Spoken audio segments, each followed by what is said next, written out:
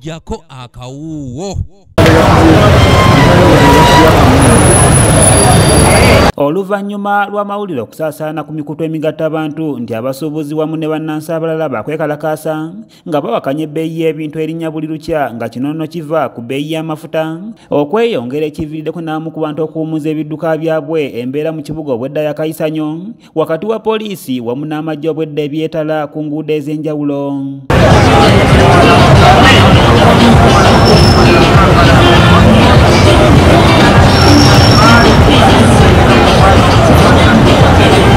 Bano obwedda bannaabwe gye bava nga balala gye badda ekintu ekyongedde okuteeka abasuubuzi ku bunkenke nga n'abamu balabiddwako nga bagadde amaduuka agaabwe okusobola okwetegula ekibabu.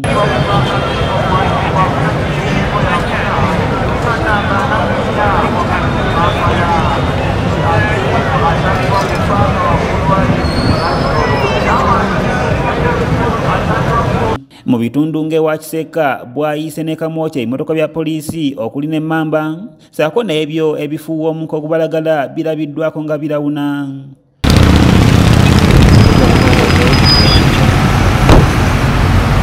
Olw'ebyokwerinda ebibadde binywezeddwa mu kibuga kino kitadde abantu ku bunkenke era ng'omuwendo gw'abantu gubadde mutono ddala mu kibuga nga n'abo abadde bazze okukola balabiddwako nga batudde butuuzi nga n'emmotoka ku nguudo zibadde ntono ddala.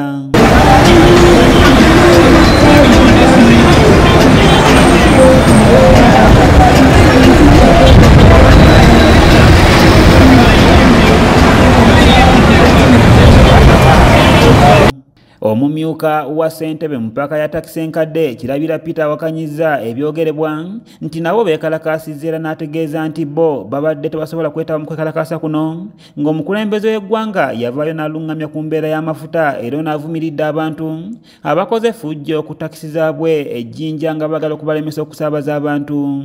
Obukuumi obw'amaanyi obumala deployment ebadde mu kibuga ebadde nnungi naye ate mu bitundu eby'enjawulo nga Jjinja n'awalala bammemba baffe bangi bakoseddwa babakubiddwa emiggo emmotoka bazaasizza endabirwamu n'olwekyo ab'ebyokwerinda babeere bulindaala nnyo mu kibuga Kampala okubeera nga tewali mbeera yonna ekosa mirimu.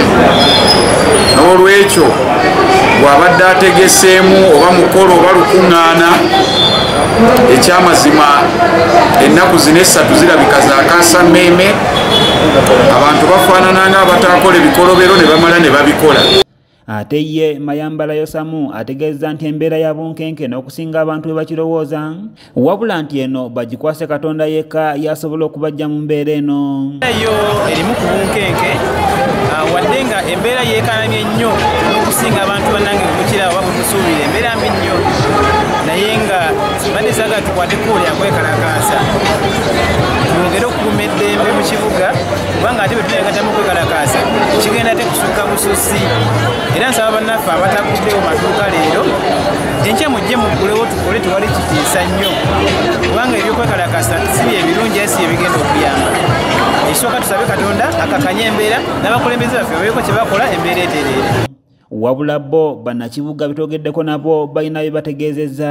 Yensaba bannayuganda mubeere bagumikiriza alina wakayina alabe engeri bw'abalamu kubanga iyo bakulembeze baffe tetukyalina ssubi lyabwe tebasobola tuyamba kati tuli ng'emugundi ng'ensolo ebika amagi naye nga tegenda kola ki kugalabirira. Emmere ya bbeeyi n'entambula ya bbeeyi ekimanyi ndino osobola osanga bodaboda mugenda makindi walabakalira ku mubiri wanalakatulada okyogerako ate poliisi ekukwata bukwasi ate ekibatulugunya batukwata yabulungi muzeeyi wange ekimanye ngamba bugambeeko gyesiga bumingi etubeeremu okwerinda bingi abantu bavudde nga bakunga bannaabwe nga baagala okuteekawo embeera naye security balemesezza okubeera nga bagenda tataaganya abantu abakola emirimu gyabwe. Kanyike Kevin yakusakidde eggulire lino okulwa ABS Television.